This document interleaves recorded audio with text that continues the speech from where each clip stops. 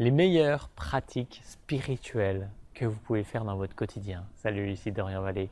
Bienvenue dans cette nouvelle vidéo. Je me fais une joie de la tourner parce qu'elle est juste capitale dans l'importance des pratiques que vous faites dans votre quotidien, ou voilà, régulièrement, liées à votre spiritualité, liées à votre développement personnel, quoi que ce soit, à votre libération, quoi que ce soit, à votre connexion à la source et tout ça.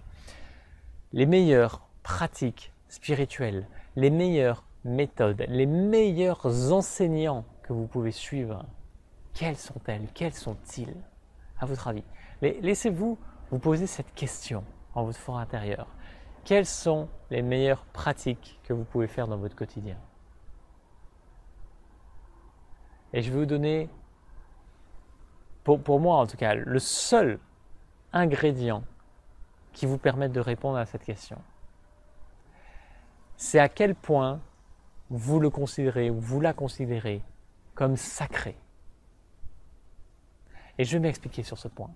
Il n'y a pas d'action spirituelle ou d'action profane ou basique. Ça n'existe pas. Ce n'est pas parce que vous lisez un livre saint ou vous regardez un film d'horreur qu'il y en a un qui est plus spirituel que l'autre.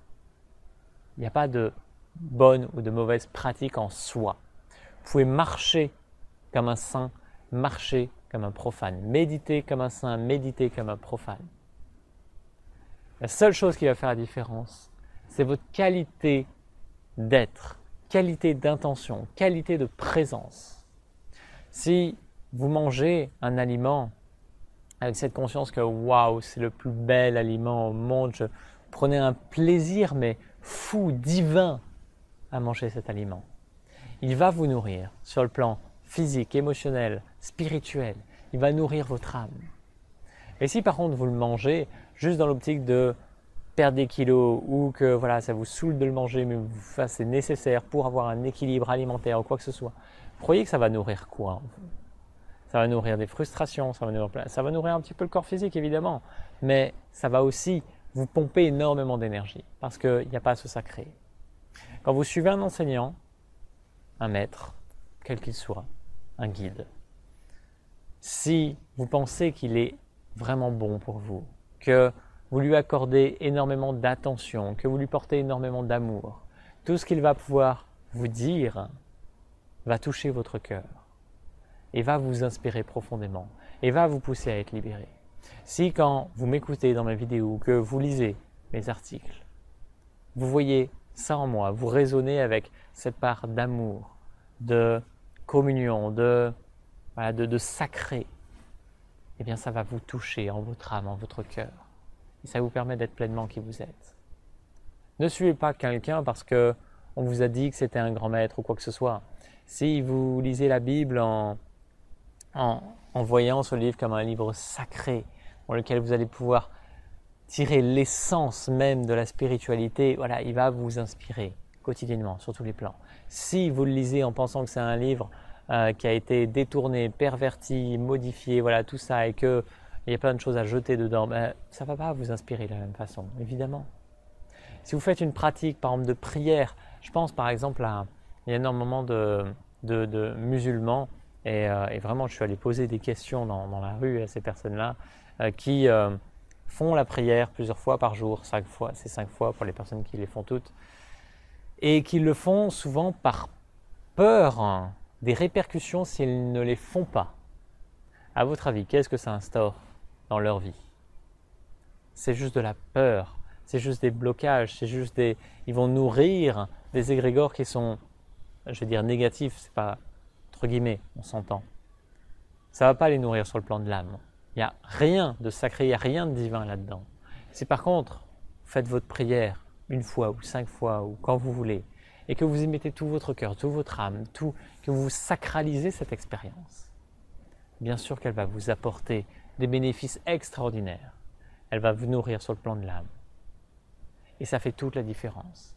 À quel point vous lisez un livre avec cette notion de sacré, et à quel point vous le lisez juste pour emmagasiner de l'information le plus possible. Il vaut mieux lire une phrase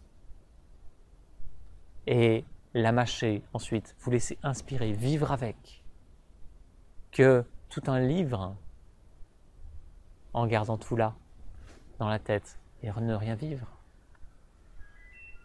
Lisez des livres de personnes qui vous inspirent profondément. Suivez des personnes qui vous inspirent profondément. Mettez cet amour, ce sacré avant toute chose. C'est tout ce qui compte. C'est ça, les meilleurs enseignants, les meilleures méthodes, les meilleures pratiques spirituelles sont celles que vous ferez avec le plus d'attention, le plus d'amour. J'espère que vous entendez ce message parce qu'il est tellement capital. Vous n'avez rien à faire de précis dans votre vie. Tout ce qui compte, c'est que vous vous laissiez guider par votre joie, par ce qui vous inspire le plus, par ce qui va créer, par ce qui va créer des changements incroyables dans votre vie parce qu'il y a cette ouverture incroyable de votre part vis-à-vis de la vie. Vous pouvez trouver l'éveil en toute chose. Vous pouvez regarder une feuille et vous laisser inspirer, toucher par cette feuille. Vous pouvez être en communion avec un arbre, avec la nature, avec même quelque chose d'une création humaine comme, comme du béton. Tout peut être sacré. Tout peut être sacré. Le divin est partout, en toute chose, en tout lieu, à tout moment. À vous de le trouver. Et à vous de vous laisser porter par là où vous allez pouvoir le voir le plus facilement. Parce que ça va vous ouvrir toutes ces autres portes et vous allez pouvoir le voir de plus en plus, en toute chose, par la suite. J'espère que ça vous inspire. Vivez la plus belle des journées dans ce sacré, dans cette joie.